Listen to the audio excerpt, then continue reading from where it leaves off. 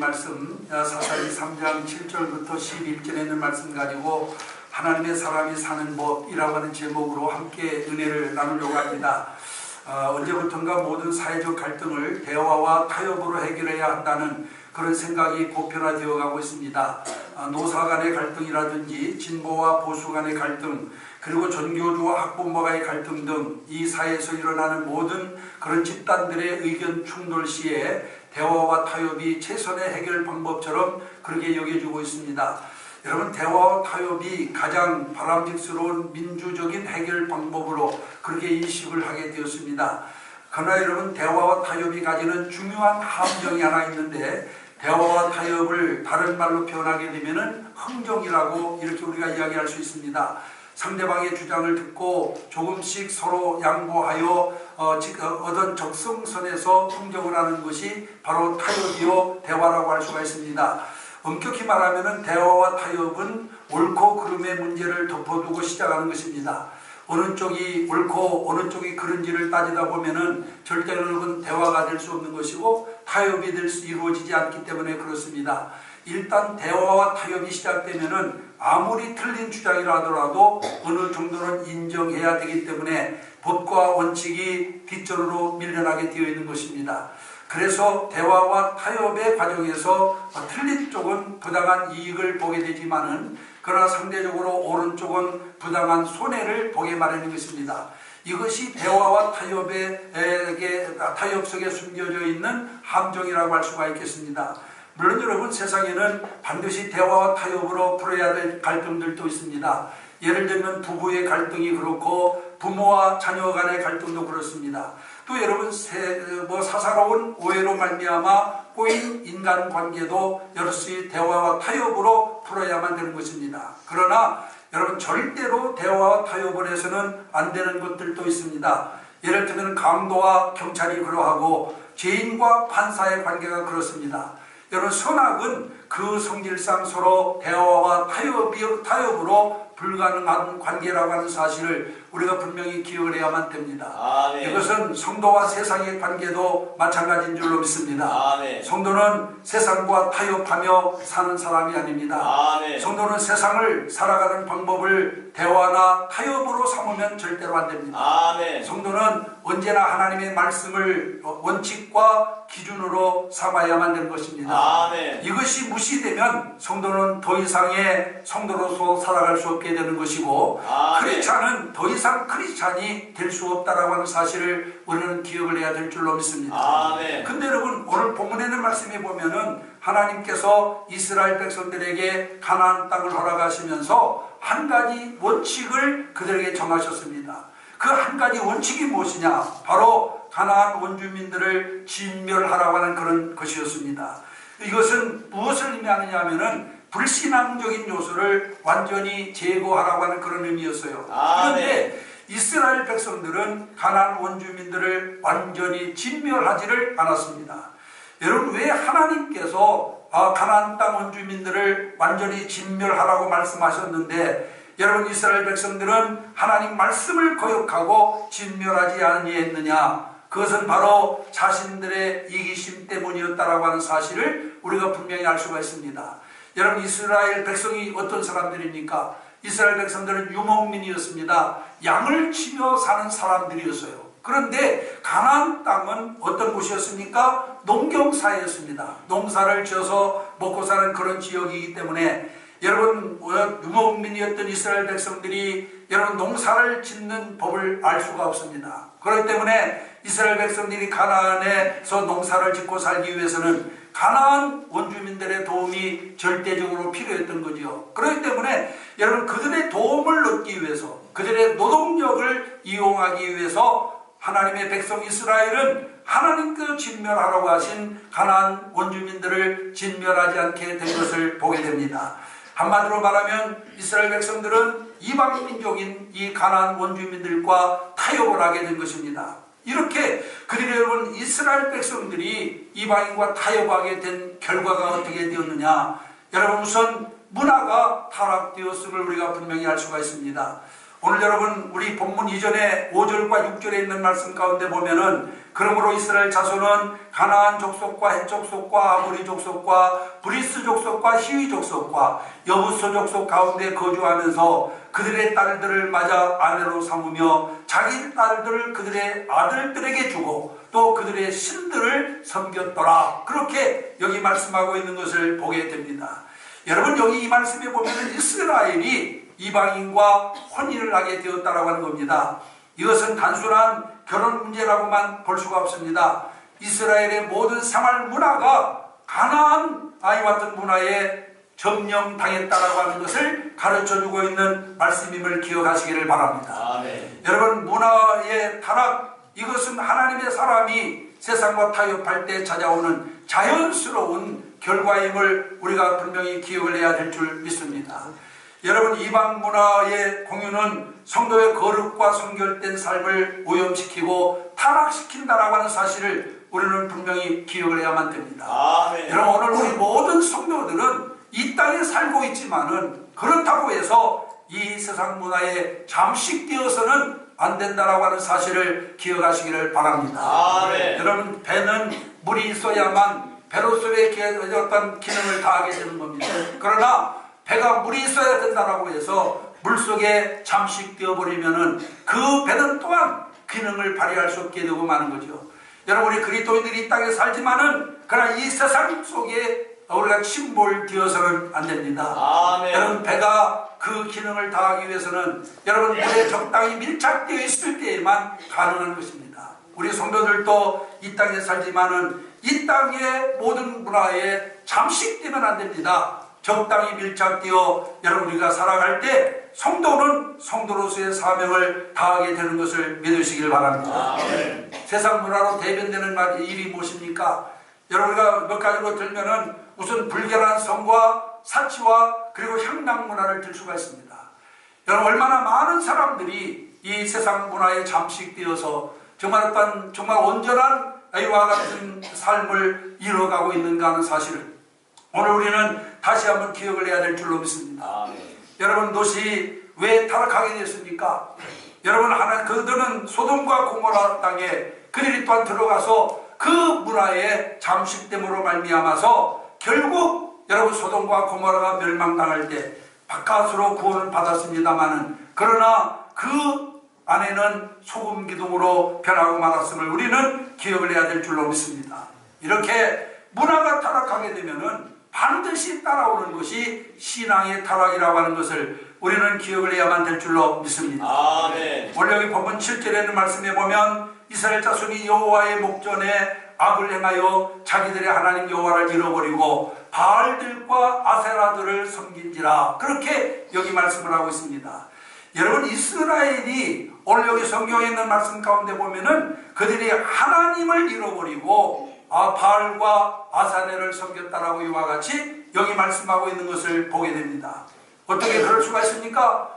여러분, 지금까지 하나님의 절대적인 보호와 인도를 받아 살아온 그들이 어떻게 해서 하나님의 약속의 땅에 들어가서 오히려 하나님을 잃어버리고 그 다음에 그들이 이방신을 섬길 수가 있느냐 그 말이에요. 그것은 바로 문화의 영향이었다라고 하는 사실을 기억하시기를 바랍니다. 문화가 타락하면 필연적으로 신앙도 타락하게 되어 있습니다. 아멘. 이스라엘이 바알과 아세라를 섬겼다라고 하는 사실은 문화가 정복당했음을 의미하는 것입니다. 바알과 아세라는 모든 농경 문화와 관련이 되어 있는 그런 신이에요.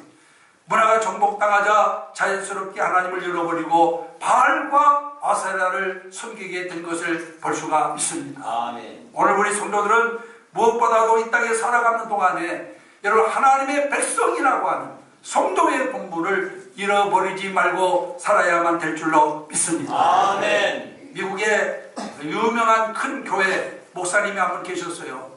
저 목회도 곧잘 했습니다마는 이분 마음속에 바람이 들어가가지고 공명심에 사로잡혀서 성직을 버리고 정치계에 뛰어들게 됩니다. 그런 국회의원에 출마를 해가지고 마침내 그 국회의원에 당선이 됐어요. 그리고는 국회의원으로 활동하면서 점점 하나님과 멀어지더니 끝내는 하나님을 버리고 여러분 또한 주님을 믿지 않는 불신자가 되고 말았습니다. 여러분, 미국에 있었으니 다행이지만은 여러분 그렇다고 해서 우리 한국에는 그런 사람이 없습니까? 여러분 얼마 전에 뭐 텔레비전에 또한 우리가 떠들어대던 어느 목사는 자기 사랑하는 딸을 죽여서 6개월 동안이나 여러분 또한 방치해 놓은 목사도 있었고, 어떤 목사는 세 자매를 죽이고 그들이 부활하기를 위해서 또한 하나님께 기도드리고 있는 그런 목사들도 있습니다.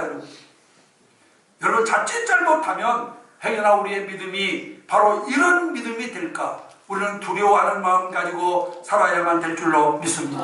아멘. 잘못된 문화에 잠시 뛰어버리면 신앙도 잃어버리지만은 신앙만 잃어버리는 게 아닙니다. 결국 그로 말미암아서 멸망하게 된다라고 하는 사실을 우리는 분명히 기억을 해야 될 줄 믿습니다. 아멘. 그러면 이 타락한 이스라엘에 대한 하나님의 처방은 무엇이었습니까?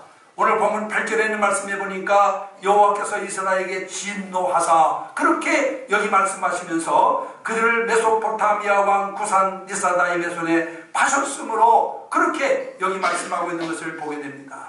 여러분, 이게 무슨 말이냐면은 이스라엘을 이방인의 손에 넘기셨다라고 하는 것입니다. 여기 나오는 구산 니사다임은 배나 악한 자라고 하는 뜻의 별명입니다. 메소포타미아 왕은 가나안 사람들보다도 배나 악한 자였다라고 하는 말씀인 줄로 믿습니다. 여러분, 이스라엘이 가나안을 피하려다가 배나 악한 메소포타미아 사람을 만나게 된 겁니다. 하나님의 백성들이 하나님만을 절대적으로 의지하지 아니하고 인간의 계산을 앞세우면 하나님은 그들에게 주시려고 했던 복까지도 거두신다라고 하는 사실을 여기서 우리는 분명히 깨닫게 되시기를 바랍니다. 아멘. 신명기 28장을 보세요.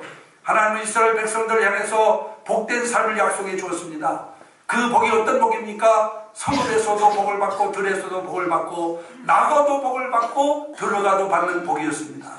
하지만 하나님의 말씀에 불순종하고 불신앙의 삶을 살면 약속된 그 모든 축복을 빼앗으리라고 말씀하고 있는 점도 우리는 주목을 해야 될 줄로 믿습니다. 아멘. 이스라엘은 하나님의 복을 누리는 데 실패했습니다. 이제 하나님께서 이스라엘을 여러분 구산 니사다임에게 파신 후에야 자신들의 잘못을 깨닫게 되었습니다. 여러분, 축복의 때는 깨닫지 못하고 매를 맞고 깨닫게 되었다라고 하는 것이에요. 오늘 여러분, 많은 성도들이 정말 하나님께서 주시는 축복의 때는 하나님의 은혜를 깨닫지 못합니다. 그러다가 매를 맞고 난 다음에 깨닫는 사람이 있어요. 그나마 매를 맞고서라도 깨달으면 다행입니다. 매를 맞으면서도 깨닫지 못하는 사람들이 얼마나 많이 있는지 모릅니다. 여러분, 가장 우리가 바람직한 것은 매를 맞기 전에 축복의 때에 하나님의 은혜를 깨닫는 것이고, 아멘. 혹시 그것을 놓쳤다라고 한다면 매를 맞으면서 깨닫는 것입니다. 우리는 매를 맞으면서도 깨닫지 못하는 어리석은 자가 되어서는 안 될 줄로 믿습니다. 아멘. 여러분, 인간은 두 가지 인생이 있습니다. 하나는 수리형 인생이 있고 또 하나는 정비형 인생이 있어요. 수리형 인생은 어떤 인생입니까? 여러분 또한 부서지고 박살난 다음에 와가지고 여러분 그것을 고치는 그런 인생입니다. 그러나 정비형 인생은 여러분 부서지고 박살나기 전에 미리미리부터 정비하여 여러분 또한 이런 사고를 미연에 방지하는 그런 삶을 말하는 것입니다. 여러분, 우리는 정비형 인생이 될지언정 수리형 인생이 되어서는 안 될 줄로 믿습니다. 매 맞고 난 다음에 주님 앞에 돌아와서 액을 복골한들, 여러분 이미 맞은 매 그리고 또 당한 고통 무엇으로 우리가 보상받을 수 있겠어요? 이제는 우리는 정비형 인생이 되어서 미리미리부터 기도로 준비하고 경건한 삶을 통해서 하나님의 주시는 은혜를 늘 간직하여 주님께 영광을 돌리는 삶을 살아야만 될 줄로 믿습니다. 아멘. 그래서 성경은 여러분 어떤 때가 가장 위험했다냐? 전쟁 때가 아닙니다. 평안하다 안전하다 할 그때가 바로 위험한 때라고 말씀하고 있습니다. 여러분, 우리가 너무나 내 심령이 이와 같이 안일한 가운데 있게 되면은 그때가 바로 위험한 때라고 하는 것을 믿으시기를 바랍니다. 우리는 깨어 일어나야 될 줄로 믿습니다. 아멘. 이 사순절을 통해서 깨어 일어나시기를 바랍니다. 아멘. 기도에 불을 붙이시기 바랍니다. 뜨거운 열정을 회복하시기를 바랍니다. 아멘. 첫사랑을 회복하시기를 바랍니다. 아멘. 그래서 정말로 우리가 여러분 어떤 경우를 당하든지 어떤 환경을 당하든지 여러분 우리가 그것을 넉넉히 이길 수 있는 믿음을 소유하는 자가 되어야 될 줄 믿습니다. 아멘. 매를 맞아야 깨닫고 또 매를 맞아도 깨닫지 못하는 어리석은 자가 되어서는 안 될 줄로 믿습니다. 아멘. 이스라엘은 매를 맞고 나서야 여기 본 구산 미사다임을 만나고 난 다음에야 자기들의 잘못을 깨닫습니다. 그러면 잘못을 깨달았으면 어떻게 해야 되느냐? 우선 여러분 잘못을 깨달았으면 회개하고 하나님께로 돌아와야 될 줄로 믿습니다. 아멘. 오늘 보면 9절에 있는 말씀에 보면은 이스라엘 자손이 여호와께 부르짖음에 여호와께서 이스라엘 자손을 위하여 한 구원자를 세웠다라고 여기 말씀하고 있는 것을 볼 수가 있습니다. 이스라엘이 하나님을 찾자 하나님은 운니엘이라고 하는 사람을 이스라엘의 구원자로 세워주셨습니다. 아멘. 이것은 사사기서에 나타나는 전형적인 패턴입니다. 우리가 이 사사기서를 읽어보면은 이스라엘 백성들이 계속해서 같은 잘못을 반복하고 있는 것을 보게 됩니다. 그게 바로 뭡니까? 이스라엘이 편안하면은 하나님을 거역합니다. 그래서 죄를 짓는 거예요. 죄를 지으면 하나님이 그들을 위하여 진노하죠. 하나님이 진노하면 다시 하나님께 부르짖어 회개하고, 그러면 하나님이 다시 그들을 구원하고. 이게 여러분 이 사사기 속에 몇 번이나 거듭거듭 이와 같이 반복되고 있는 것을 보게 됩니다. 다람쥐 팁받고 돌듯이 여러분 하나님의 주신 은혜를 길게 오래 간직하고 여러분 또한 살아가면 얼마나 좋겠습니까마는 좀 편하다 싶으면은, 좀 안정되다 싶으면은 또 하나님께 범죄하는 것이 바로 이스라엘 백성이었음을 우리가 분명히 알 수가 있어요. 이것이 어찌 이스라엘 백성만의 문제겠습니까? 오늘 저와 여러분들의 문제는 아닙니까? 우리도 여러분 평안하고 안전할 때는 하나님을 거역하고 주의 뜻대로 살지 않습니다. 그러나 하나님의 진노의 손이 우리에게 임하면 그때서야 액을 복걸하며 주님께 나와 회개하고, 그러면 하나님이 또 그를 용서하시며 우리를 구원해 주십니다. 이러기를 우리는 얼마나 수십 번 반복해 왔습니까? 여러분, 우리는 이와 같이 우리가 무슨 죄를 지었다 하더라도 우리가 하나님을 찾고 회개하면 주님이 구원해 주신다라고 하는 것을 기억하시기를 바랍니다. 바로 여기에 절망의 시대를 살아가는 우리 성도들에게 승리의 비결이 숨겨져 있습니다. 그 비결이 무엇입니까? 하나님을 향하여 부르짖고 하나님께 회개하고 나오는 것임을 믿으시기를 바랍니다. 아멘. 하나님은 여러분 부르짖는 자를 절대로 외면하지 않습니다. 회개하고 돌아오는 자를 결코 여러분 문전박대하지 않습니다. 우리는 탕자의 비유를 잘 알고 있어요.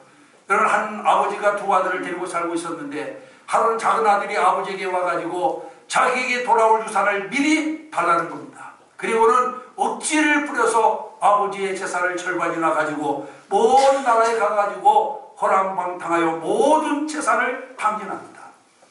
이제는 먹고 살자니 할 수 없어가지고 그가 시골로 내려가서 돼지 먹이는 목동으로 들어가서 살려고 했습니다만 거기에서도 삶이 여의치 못하게 되자 어느 날 그는 자기 자신을 돌아보게 됩니다. 내 꼴이 이게 무엇인가? 내 아버지 집에는 양식이 풍성한 사람 종들이 얼마나 많은가? 그런데 나는 왜 이렇게 이곳에서 지려 죽게 되는가? 자기 자신을 돌아보게 되고 그 다음에 새로운 결단하게 됩니다. 아버지 집으로 돌아가자. 아들로는 돌아갈 수 없으니 아버지 집에 있는 품꾼들의 하나가 되어서 내가 아버지를 섬기겠으니 나를 받아달라고 하며 아버지께로 돌아가자 하면서 그는 거짓골로 아버지 집을 향하여 돌아옵니다. 먼 밑에서 둘째 아들이 돌아오는 것을 본 아버지는 벗은 발로 뛰어가가지고 그를 맞아들이면서 그를 목욕시키고 좋은 옷을 입히고 가락지를 끼워주고 그 다음에 송아지를 잡아서 온 동네 사람들을 모아 잔치하면서 이렇던 내 아들을 찾았다라고 하며 기뻐했다라고 그렇게 성경은 말씀하고 있습니다. 여러분, 우리가 무슨 죄를 지었더라도 회개하는 사람 하나님께서 절대로 외면하지 아니하신다라고 하는 것을 기억하시기를 바랍니다.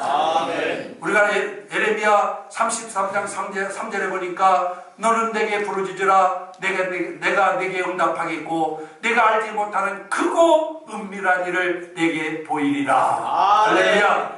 여러분 이 하나님의 약속을 믿는다고 한다면은 여러분 우리는 하나님 앞에 부르짖어야 됩니다. 아멘. 그리고 회개해야 됩니다. 아멘. 그리고 하나님께로 돌아와야 됩니다. 아멘. 그래야 우리의 살 길이 열리게 된다 그 말이에요. 아멘. 그러므로 이제 오늘 우리는 하나님께로 향한 뜨거운 이와 같은 기도의 불을 붙이는 자가 되어야 되겠고, 아멘. 기도의 전환을 뜨겁게 만드는 자가 되어야 될 줄로 믿습니다. 아멘. 그래서 여러분 하나님을 찾는 자가 되어야 되겠고, 그 다음으로는 하나님의 영을 힘입어야 된다라고 말씀하고 있습니다. 아멘. 10절에 보니까 하나님의 영이 그에게 임하셨으므로 그가 이스라엘의 사사가 되어 나가서 싸울 때 여호와께서 메소포타미아 왕 구산드사다임을 그의 손에 넘겨주시네. 할렐루야. 아멘. 오늘 여러분 하나님이 세운 운이엘이 구산드사다임을 이기고 이스라엘을 그 손에서